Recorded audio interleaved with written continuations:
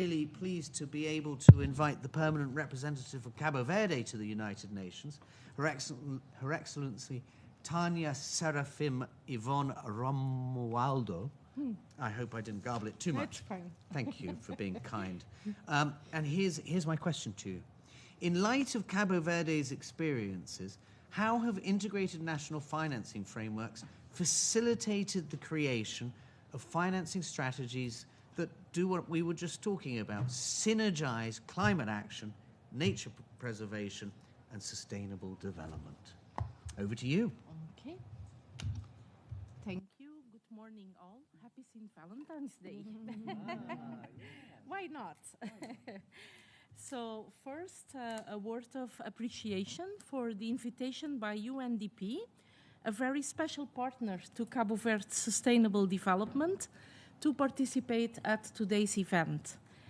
Cabo Verde is well on its way to recovery from a particular dire situation of debt distress, just after the worst phase of COVID pandemic and also the geopolitical crisis between 2020 and 2022.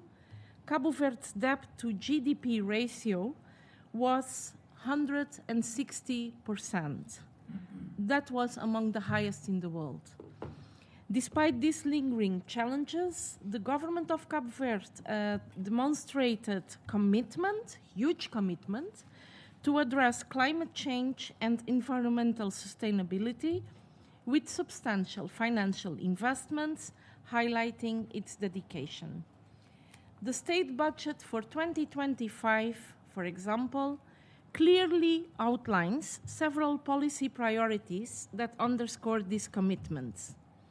One of the centerpiece proposals is the establishment of a carbon tax in 2025, designed specifically to fund initiatives aimed at mitigating and adapting to climate change effects.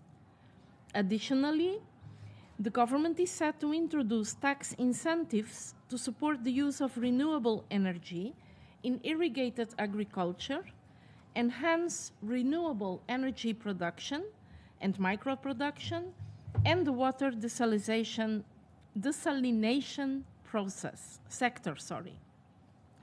There are further plans to facilitate the importation of animals, food, medicine, irrigation materials, greenhouse, food transport equipment, agricultural implements, with an eye to bolstering the sector's sustainability. At the same time, initiatives aimed at recycling and promoting alternatives to single-use plastic items are also being prioritized, not only in the rhetoric, but through the financial resources committed in the budget and expenditure frameworks. There's a holistic approach to governance and fiscal management, blending climate action and environmental stewardship with economic foresight. The measures I just mentioned are much more than just being ecologically sustainable. They were crafted towards the country's financial stability under the 2025 budget. The risk of debt distress is clearly diminishing, and the economy is projected to grow. The budget deficit is anticipated to narrow to minus 3.3% of the country GDP by the end of this year. Furthermore, forecasts by the World Bank also project a significant reduction in public debt, expected to decrease to 107 of the GDP. We do although recognize that public resources alone are not enough to achieve our strategic vision at the intersection of climate, nature, and development. The entire 2025 budget of Cabo Verde is projected at $900 million USD, with a revenue to GDP ratio at 20%.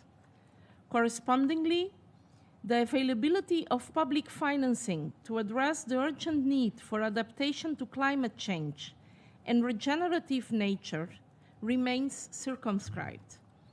Meanwhile, our new SDG-aligned strategic plan for development, sustainable development, in Portuguese it's called PETS because it's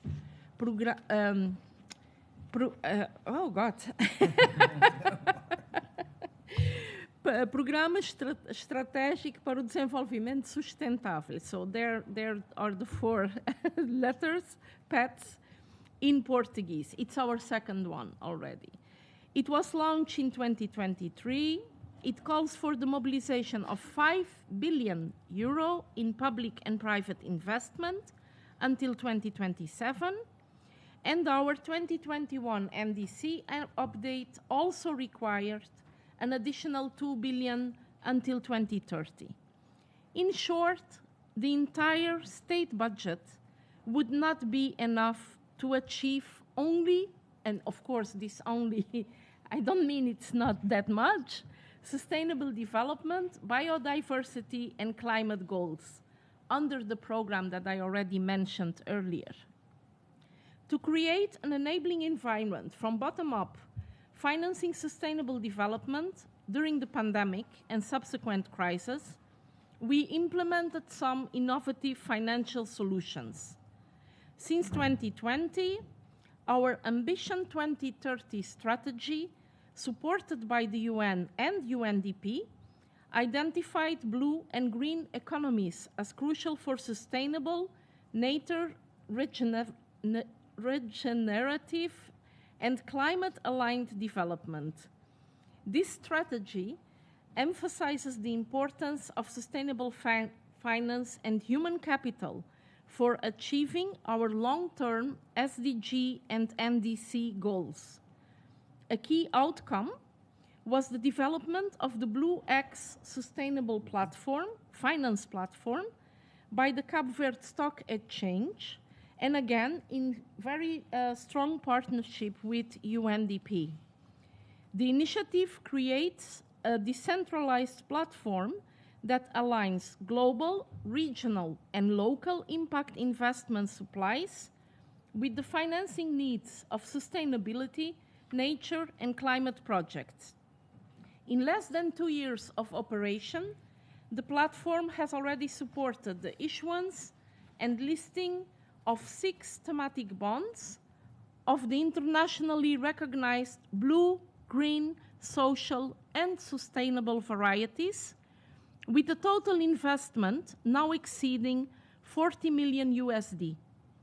The bonds are subject to alignment with both international standards as well as domestic taxonomies and regulations, as encapsulated in the Blue Bond Regulation published by our Capital Markets Regulation Authority. Last year, the platform received 2 Global Banking and Finance Awards and was distinguished as the most innovative initiative and recognized for issuing the best sustainability bond in the region of ECOWAS. These investments are now turned into sustainable and climate-cognizant actions through a diverse range of public and private sectors, from municipalities and microcredit agencies to shipping companies and public utilities, just to name a few. Our first sustainability bond listing, an issuance from a consortium of private companies supported by a public state guarantee, was designed to provide the financing necessary to invest in the greening of industrial buildings as a means of reducing carbon emissions and pollution. Our ongoing process underlines the importance of alignment. Financial strategies will only produce the desired impact when they integrate climate, nature, and development goals. Institutional coordination between all sectors and engagement by the private sector, which can be brought on board by market incentives, risk-sharing mechanisms, and financial innovation, are crucial. As part of our debt sustainability strategy, we initiated a bilateral swap with Portugal, converting debt into a climate and environment fund. This fund will support our renewable energy transition, aiming for net zero emissions by 2050.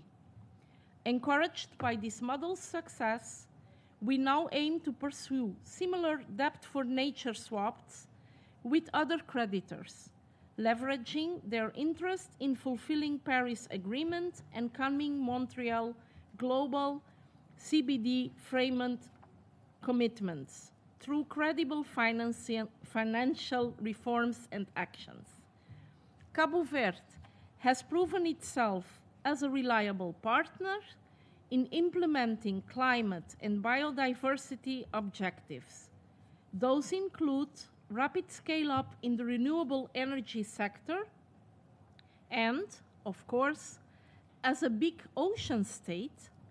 After all, our geographic composition is 99.6% oceanic, only 0.4% is soil, developing a vibrant blue economy sector. With adequate technical and financial support from our partners, we envision the reduction of maritime sector emissions through non-fossil fuel bunkering services, as well as greening of shipping and other transportation services that will position Cabo Verde strategically and geographically as an attractive blue hub in the mid-Atlantic. As our Minister for the Ocean, or Seas, once remarked to our Minister of Finance, green in Cabo Verde is blue. Thank you for your attention.